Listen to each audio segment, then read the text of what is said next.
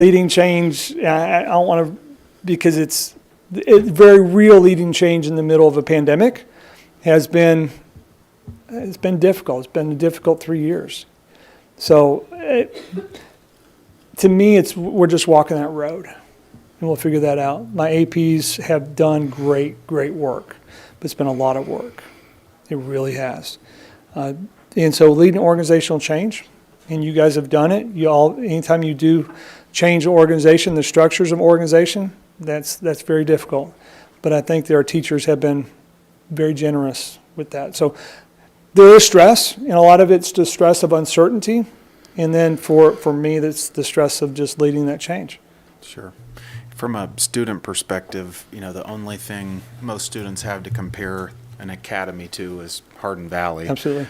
What would you draw out as some of the differences between how they're ran globally from a 30,000-foot overview as to what we're moving to? So that's a great question. To be honest with you, and this is going to sound really bad, I don't know all that much about Hardin Valley Academy. And I probably should know more than I do, but I was at Bearden downtown here, so I'm not in the day-to-day workings. They're very centric around career paths. Okay, they are a health science academy and a business academy and those type of things. We're not going to be there. Okay, our academies are, and we are looking at our 3 buckets that we're looking at right now is entrepreneurial, innovation discovery, and human connections. So you're not going to hear health science academy. You're not going to hear, oh, you're a health science kid. What you're going to do is you'll be in human connections academy in your health science, right? And that's going to be human connections probably with the fine arts students and with other students. Our discovery innovation is probably going to be a lot of scientific engineering, construction, those type of things where you start talking about, and we talked about what do we know or what are we learning and what are we doing in innovation and discovery. So it's kind of how we structure those academies will look different. How we structure those buckets and where kids will fit within that will look different. What's very unique about our school is we have well over half of our school take AP classes. And that's actually more, around 65% of our kids will take AP classes. Okay, so when you're talking about that, and you're talking about those classes being global classes, a lot of our classes, when a student becomes a junior and senior, a lot of our students will not have a core class within their house because they're an all AP. But their electives will be, so they have an elective of construction, or I go back to engineering, or ag science, or health sciences, or whatever that looks like. Does that answer your question? So, any other questions? Yeah, Dr. Bartlett, for what this is worth, I'm a former educator, and I taught in a intercity school in Indianapolis years ago, and I had almost 250 freshmen that I had to teach Romeo and Juliet to, writing, skills, language, you name it. And I wished then there was something like, I wish at that time there was something like this. In my opinion, children have got to connect with something. And I think when students know each other better, they maybe don't look at each other as a commodity or a stranger. And there were many times as a teacher I felt completely alone. And there were kids who were going hungry. You think of Indianapolis, inner city. You can imagine what we had to deal with. And I wished I had a team that I could have gone to say, hey, what's going on with this kid in your class that we could partner. I commend you for this. I think this is what education's needed for 20 years. Thank you. And I completely support you. Thank you. Thank you. Dr. Bartlett, thank you so much. We've got to get, I know we're running to the board meeting now, but appreciate your time Thank tonight. you very much for this opportunity. Thank you. Thank you. Thank you. Appreciate it.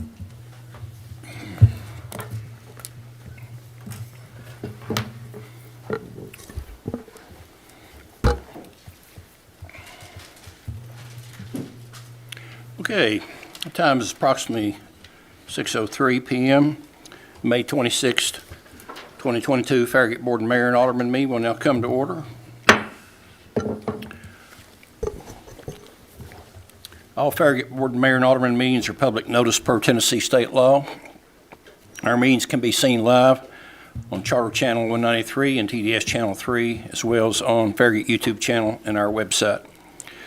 It will also be recorded and can be viewed later on the Town of Farragut YouTube channel, as well as Charter Channel 193 and TDS Channel 3. During a regular posted agenda, all comments or questions from Farragut residents will now be in person. If you're interested in speaking, we ask that you fill out a blue card with your name, address, and the agenda number, and turn it into the town recorder prior to the start of the meeting. The mayor, or in his absence, the vice mayor, shall maintain control of the meeting to provide a professional, objective environment. So please read the posted limit for each speaker, and please stay on topic, as at the end of tonight's business meeting, there will be some time reserved for other public comment under citizens' comment agenda. Okay, tonight we will start the night with a silent prayer, which will be followed by the Pledge of Allegiance to our country's flag.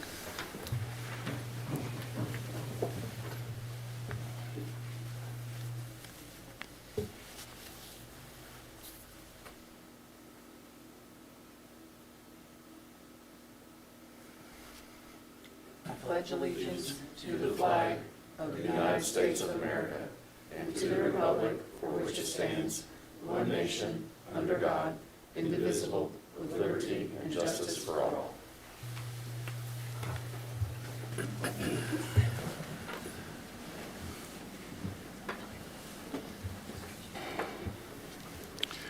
Okay, I'll now ask the town recorder to please take an attendance roll call for a quorum. Alderman Burnett. Yes. Here. Alderman Pinchuk. Here. Alderman Pavlin. Here. Mayor Williams. Mayor Williams here. Thank you, Allison. Okay, any agenda amendments? To approve. Okay. Second's been made. All in favor of approval, please say yes. Yes. Let the record show that the May 26, 2022 agenda has been approved as posted. Approval of the minutes. Have there been any amendments to the minutes? Yes, sir. None, then, Move to approve. okay. All in favor of approval, say yes. Yes. Let the record show that the May 12, 2021 minutes have been approved and will be recorded as official minutes of that meeting.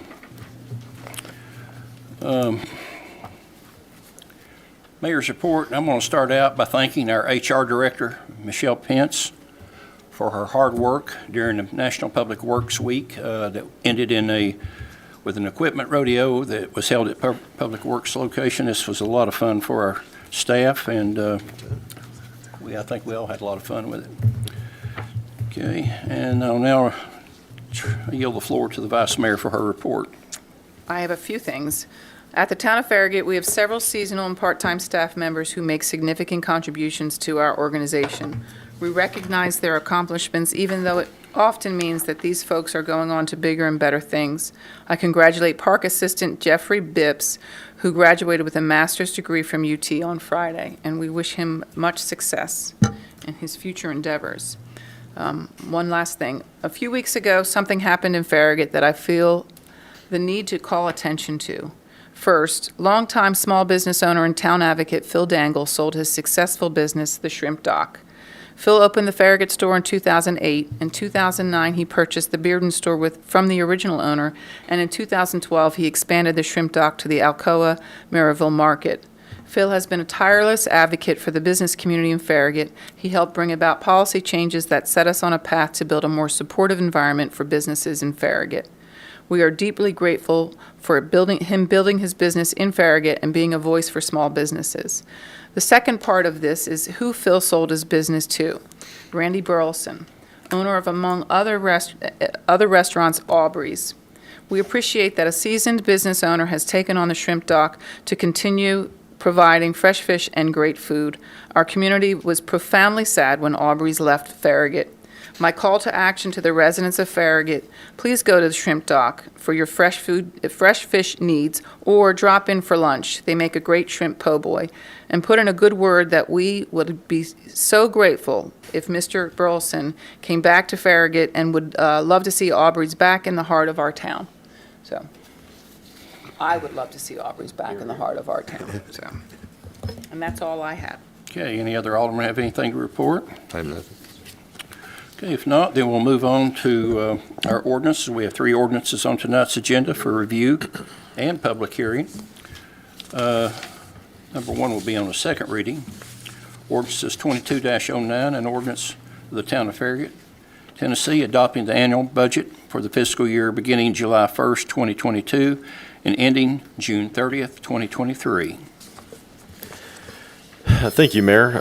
Again, this is second reading, and we did not have many changes at all between first and second reading, so I just wanted to cover a few of those with you tonight. And I'll do that by going through each budget that the board will be adopting this evening and discussing those at each of the budget times. So the first one is our general fund. Our general fund revenues are projected at $13,520,706. We also have general fund expenditures, which have increased slightly. We found out today that our health insurance from the state of Tennessee is going to be increasing this next year a little bit more than we had anticipated. So we've had to add an additional $17,343 to the general fund account, which brings us a total of $9,604,517 in general fund expenditures. There was also, from our first reading, we added $250 to the legislative account for educational purposes. So those were the only changes that were made from first reading. That gives us an assigned fund balance in general fund of right around $6 million that we're putting in this year. $4 million of that to go to our road fund, $1 million each for our ADA fund and our building maintenance fund. Also, we're going to be transferring out about $6.3 million from the general fund to other various funds that I'll be discussing as we go through this.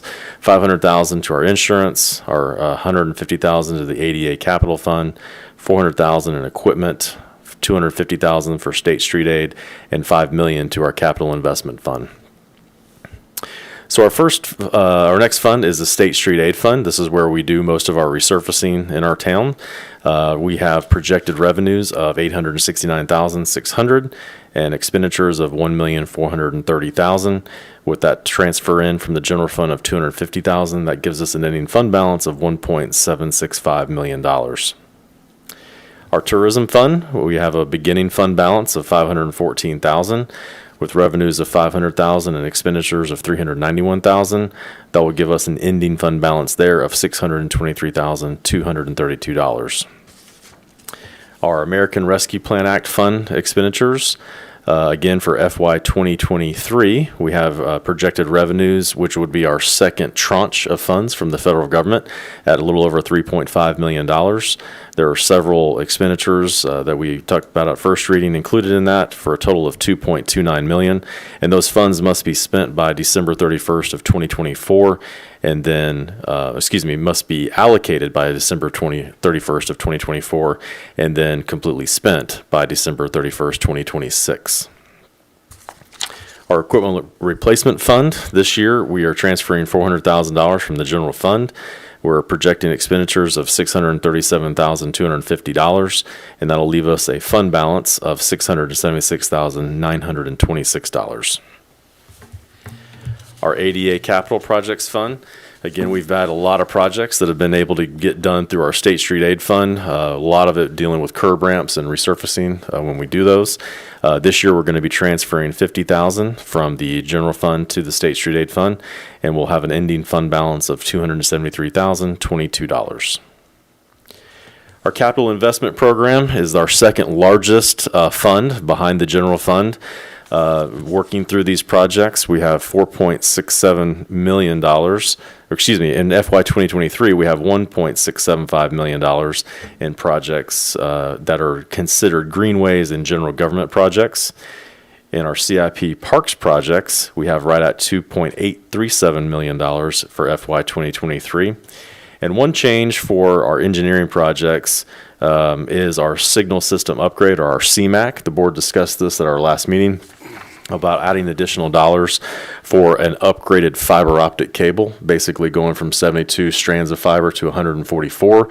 We've added $100,000 to that from our CIP reserves, so that'll bring that total up to $6.81 million for that project, and a total of $10.3 million for engineering projects in FY 2023. Our funding sources, again, to pay for that extra $100,000 will come out of CIP reserve, so that has changed. We're putting an additional $100,000 to make that $1.388 million for a funding total, again, of $14.824 million. That leaves us an available fund balance at the end of 2023 of $6.6 million in CIP. Next up is our insurance fund. Our insurance fund, we're allocating $500,000 in a one-time payment to the insurance fund this year to review retiree health insurance for employees. We're still reviewing options for that and trying to find the most affordable and efficient option as we can. And we'll bring that back to the board at a future date if we find something that will meet those goals. And so that is the second reading of the budget, and I'll be happy to try to answer any questions. And I know all the department heads are here in case you have any questions of them as well. Move to approve. Second.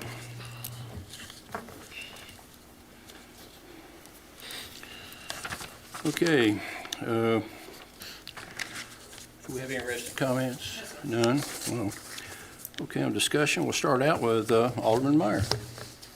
So David, just make sure I understand.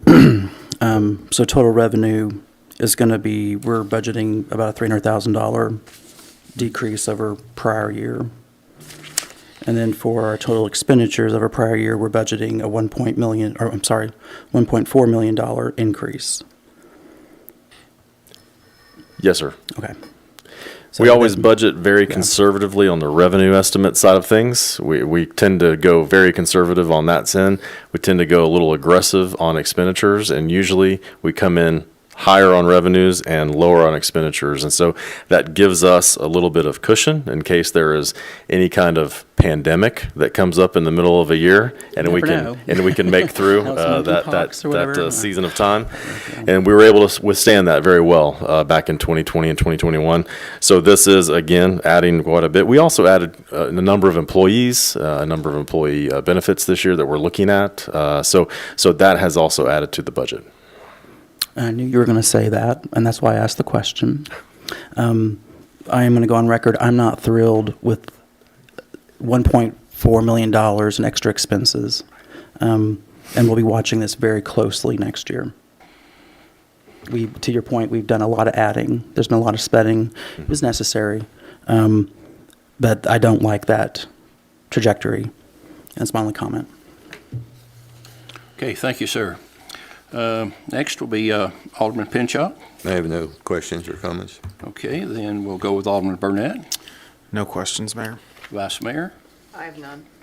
I don't have any as well. Scott pretty well covered everything there. So we've had sufficient discussion, and I'll ask the town recorder to take a roll call vote, please. Alderman Burnett. Yes. Alderman Meyer. Yes. Alderman Pinchot. Yes. Alderman Poplin. Yes. Mayor Williams. Mayor Williams, yes.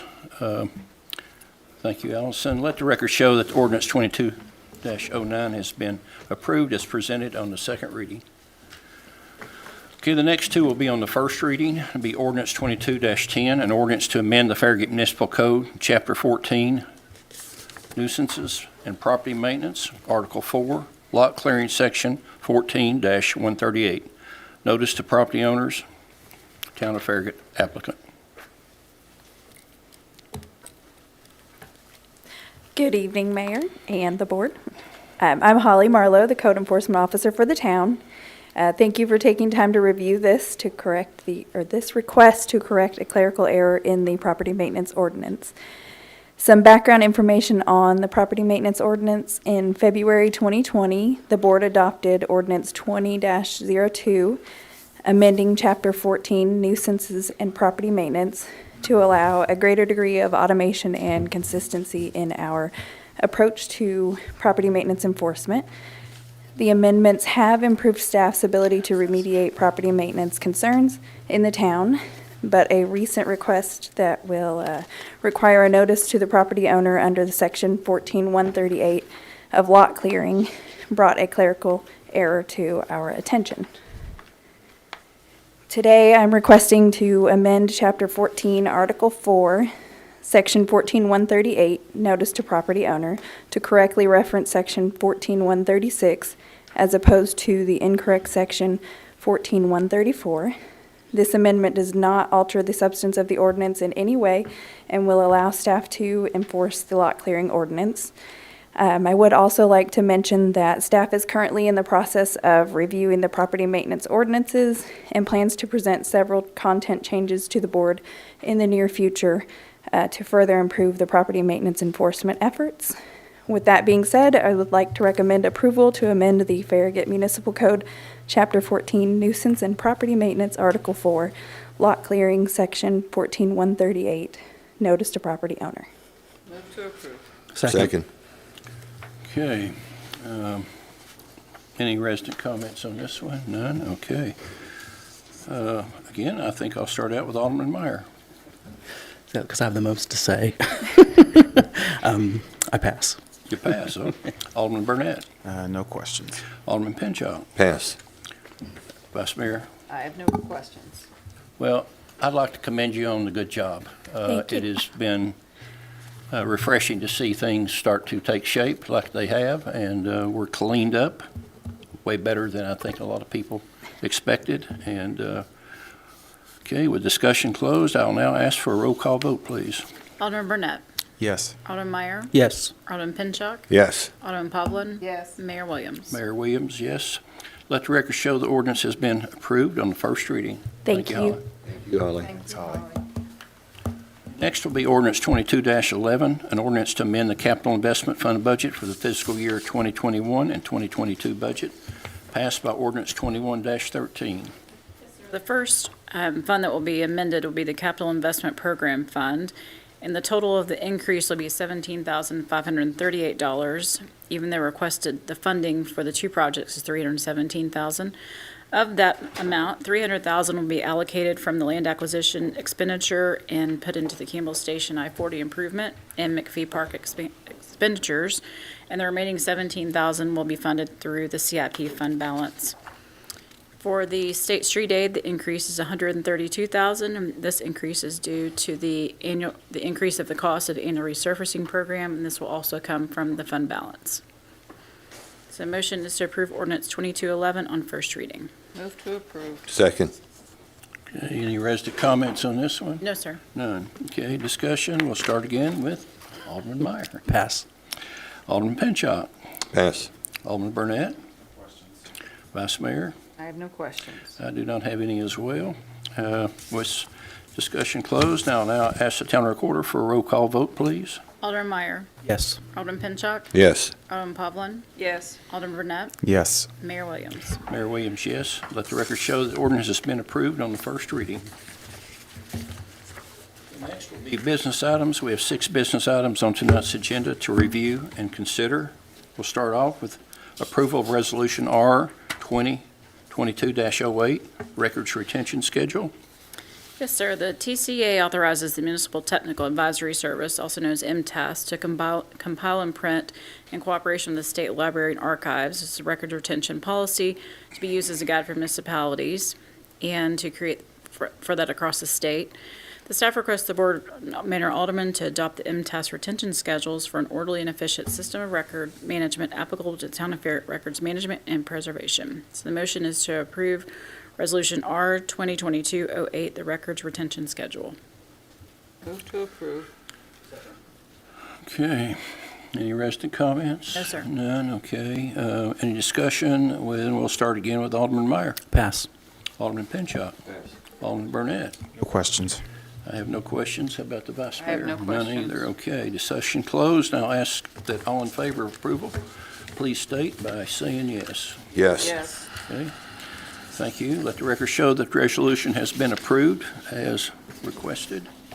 Next will be approval of Contract 2022-05, resurfacing various streets. And Brandon, you're up.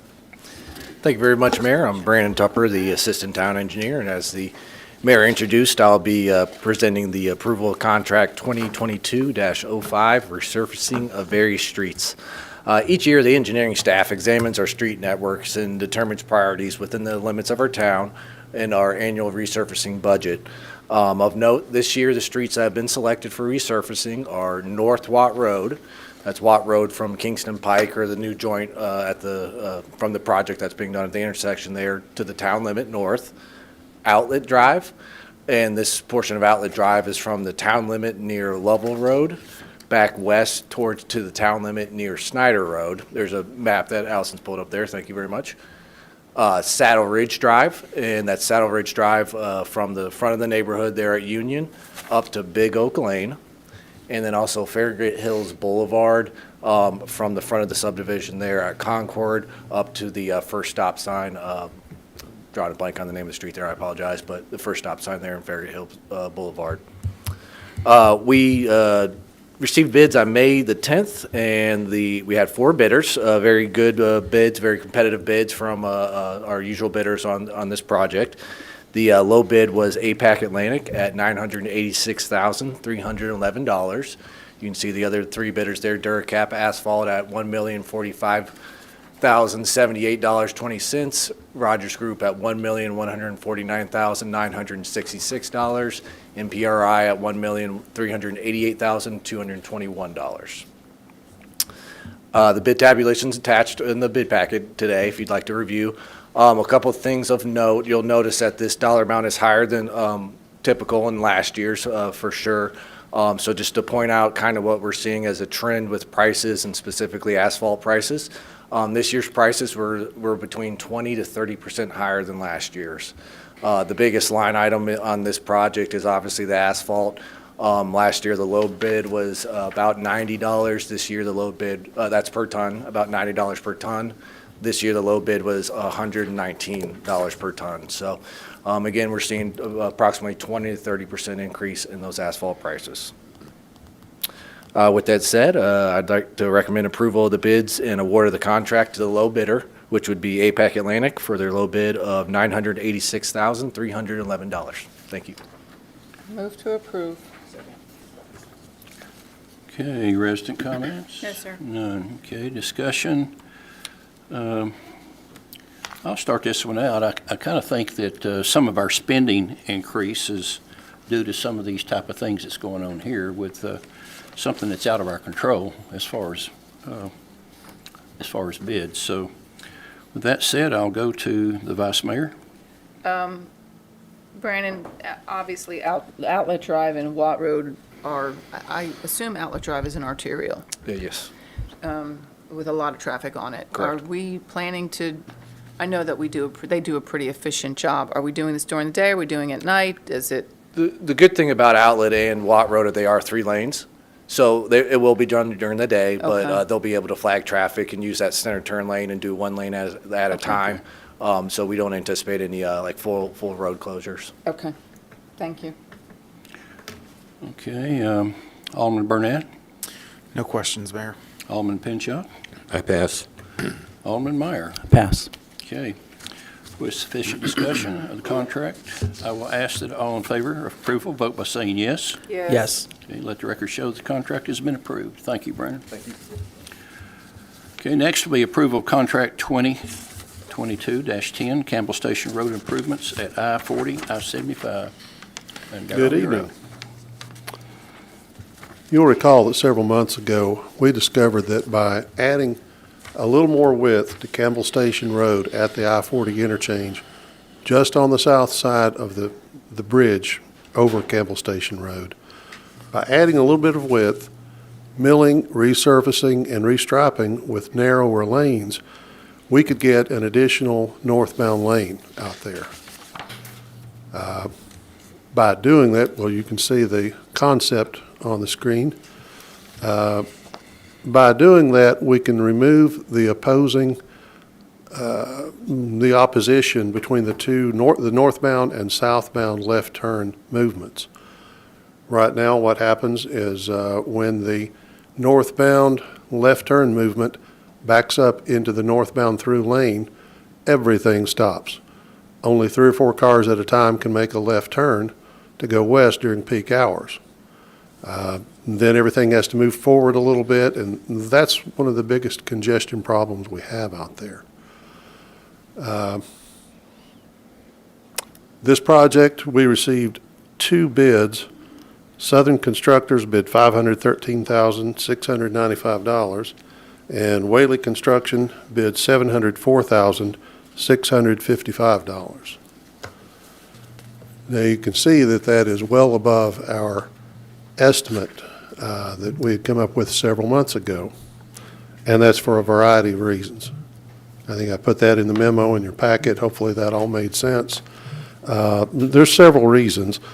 One of the biggest, it's a small project. Anytime we have a small project, we have a possibility of volatile unit prices because contractors has to get all of his crew out there, all of his equipment, and do just a little bit of work. So the unit prices are going to be higher. All the work will be done at night, between 7 and 7. There's limited working space to put in 4-foot width of roadway on each side. You can't really use a roller with that. There's going to be an awful lot of handwork. The project scope, if you look at this and compare it to our concept, we're actually going to be milling and resurfacing from Campbell Lakes Drive all the way up to the joint in the asphalt just south of Snyder Road. The reason we wanted to do that is because that portion of the road really needs to be resurfaced, and it will allow us to get all of the new striping and look good. So we went ahead and extended that. But one of the main problems with our bids is just the fact that we have a significant cost in materials. All this is added together, and we feel like the $513,695 bid from Southern, while it's higher than we wanted, we still feel like it's acceptable. So with that being said, staff recommends award of contract 2022-10 to Southern Constructors for their low bid of $513,695. Move to approve. Second. Okay, any resident comments? Yes, sir. None, okay, discussion.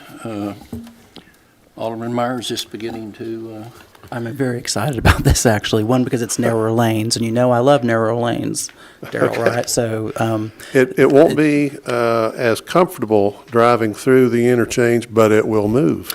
I'm okay with that because they'll drive carefully, won't they? And slowly, and I think that's a good thing. I support this 100%. Thank you. okay. Alderman Burnett? Yeah, curious, Daryl, what type of time frame do you think this type of change buys us before we're back in somewhat of a gridlock back at the interstate? I know it's just a Didn't guess Alan or tell us educated that guess. He said about 5 years. 5 to 7 years, something Yeah. like that, which Good. that's really helping because that's kind of the time frame we're looking at on full rebuild. Great work, guys. Working with what we had, I think this sounds like a great plan. Alderman Pinchot? Yeah, I think it's a great plan. I'm anxious for us to get started. One of the question I've been getting the most is, how long is this project going to take from start to finish to get it? Well, we're going to give them notice to proceed as soon as we can, as soon as we get all the paperwork exchanged. Their completion date is August 7. I think that's the day before school starts. That's what people are concerned about. Is it going to That's be done? what we're all concerned about. So it should be done hopefully by the time school starts. Yes. Okay. That's all I have. Okay. Vice Mayor? I appreciate that it caused you guys some angst that the costs came in much higher than we anticipated, but I don't think we can afford to not do this project. So I am supportive, even though it's painful that it's not what we had anticipated. Obviously, costs and labor, given the tight area that we're working in, explains a lot of that. But thank you for continuing to pursue this. It is very much needed. And keep in mind, too, that as tight as it is, they're still going to be maintaining traffic while they're doing it. Yes. So they'll be dodging a lot of cars. Makes them drive slower. I have to commend you. We strive to help our traffic situation in our town, and this is going to be a real help. I think a lot of people will not realize it until it's completed and they start using it, and they see how much better it flows. And the more of these that we can get done, the better everybody will be as far as being happy. So with that said, discussion's closed now, and I'll ask that all in favor of approval, vote by saying yes. Yes. Yes. Let the record show the contract has been approved. Thank you, Darrell. Thanks. Next will be approval of contract through Sourcewell for McPhee Park basketball court lighting and installation. Hi, I'm Sue Stool, the Parks and Recreation Director. As you all know, the original site plan for McPhee Park Phase 3 had included lights for the basketball court that were ultimately taken out when the bid was accepted.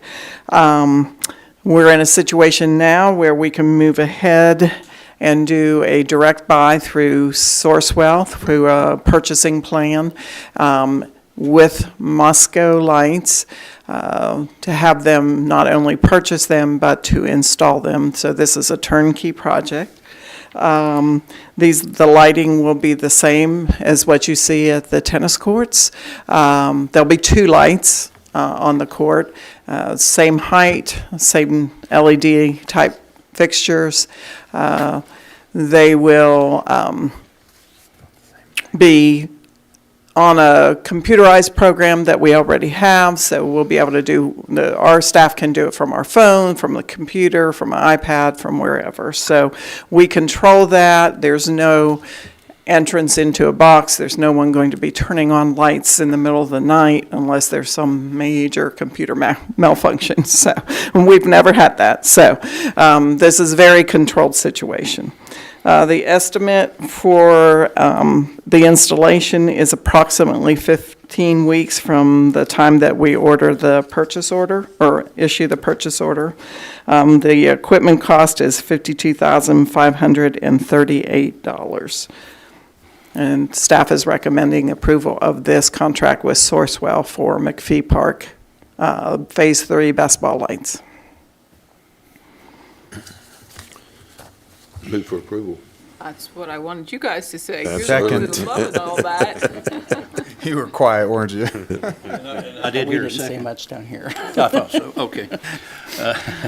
Any resident comments? None at all. Well, we'll start out with the 2 silent ones over here then, with Alderman Meyer. You're going to hear me complain about expenses, and it's nobody's fault in this room, so, but it has to be, the court has to be lit. It's just for safety purposes, so I support it. Vice Mayor, I have no questions. no questions. Alderman Pinchot, I have none. Alderman Burnett. Lights are on a tennis court at McPhee. How many light poles are there? 4. Okay, so just the scope is much smaller. 2 didn't seem like a lot, but I'm assuming the new LEDs. Oh, yeah. More than It's blankets. a much smaller court, so the poles actually could have been 30 feet in height rather than 40. But when Musco did the calculations, the 40 feet will actually be even, the light will be even more directed toward the court with Great. very little overflow. So being good neighbors, we took on that a little additional expense, which isn't much for that extra bit of pole, to make sure that we impact the neighbors the least amount as possible. And, lighting these days is very different than what you see in some of the older parks. So this is very, very directed. Great, thank you, Sue. Okay. Now, are these side to side or end to end? They're on one corner and another corner. So Catty corner? So- Catty corner. Okay. Oh. Long ways. Okay. Yeah, that's all I have. Okay. Discussion is closed. Now I'll ask for all in favor to vote by saying yes. Yes. Yes. Thank you. Unanimous. Let the record show that the contract has been approved. Next will be approval of bid, contract 2022-06, facility cleaning services for Farragut Town Hall, Community Center, and Public Work Headquarters. Good evening, Board. Purpose of this agenda item is to consider bids and award a contract 2022-06 annual facility cleaning service for the Farragut Town Hall, the Community Center, and the Public Works Headquarters to the chosen contractor. This agenda item addresses one of the town's critical success factors, building and maintaining the town's infrastructure and assets. The town wants our buildings to be clean and inviting to ensure those visiting our facilities have an overall good experience. The town has always utilized full-time staff members to perform these duties.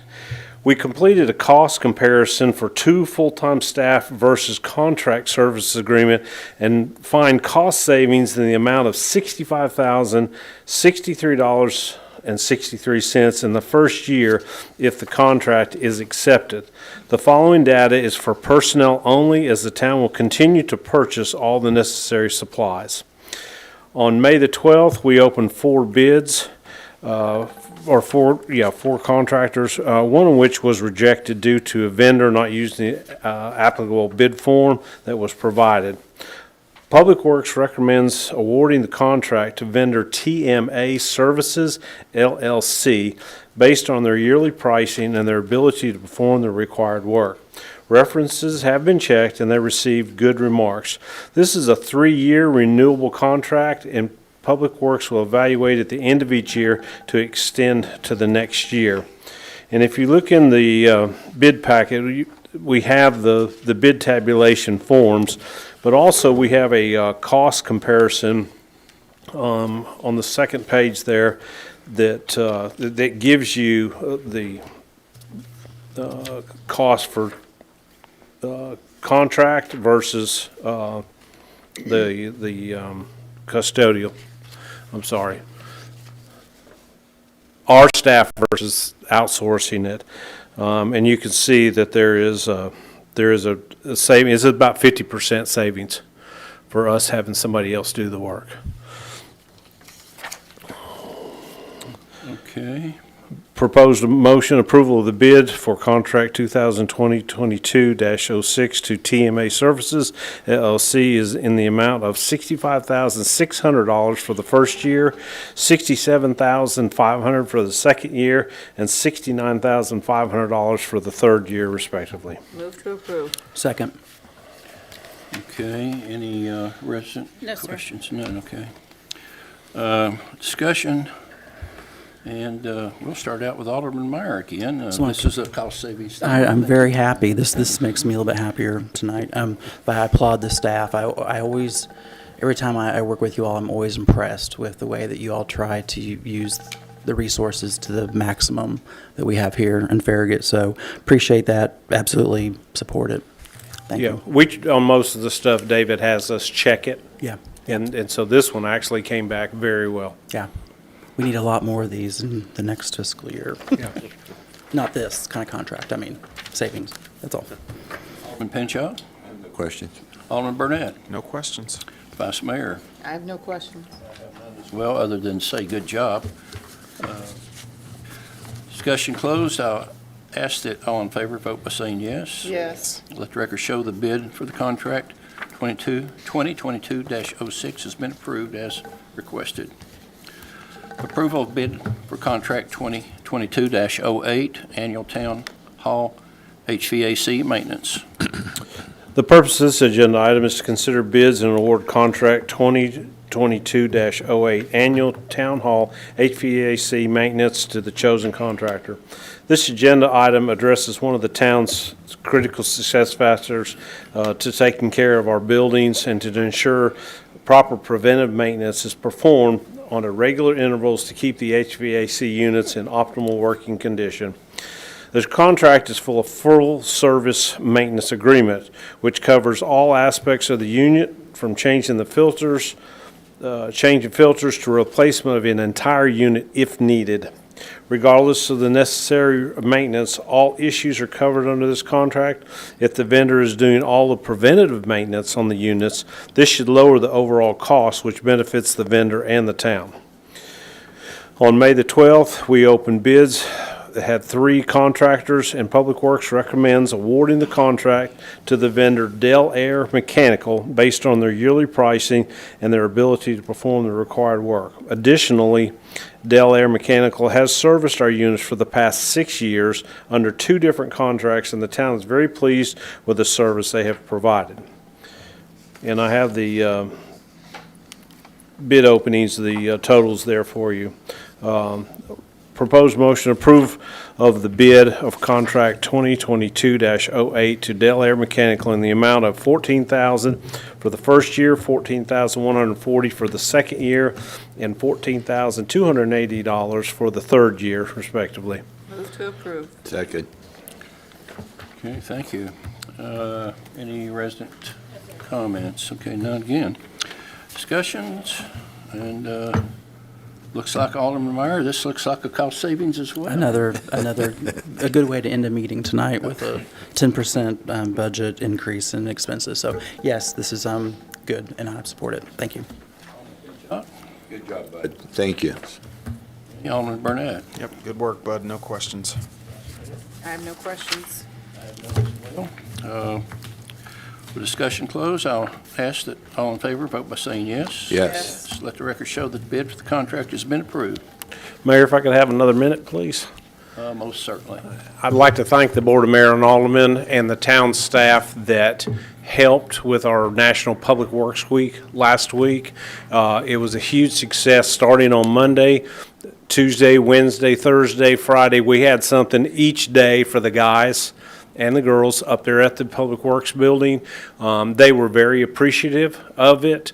Then at the end of the week, we had our equipment rodeo. So we had a lawnmower contest to get through some cones. We had a dump truck forward and backing contest to measure stopping points with a ruler. Then we had a backhoe competition, taking a pin out of a bucket and putting it in another bucket and then coming back.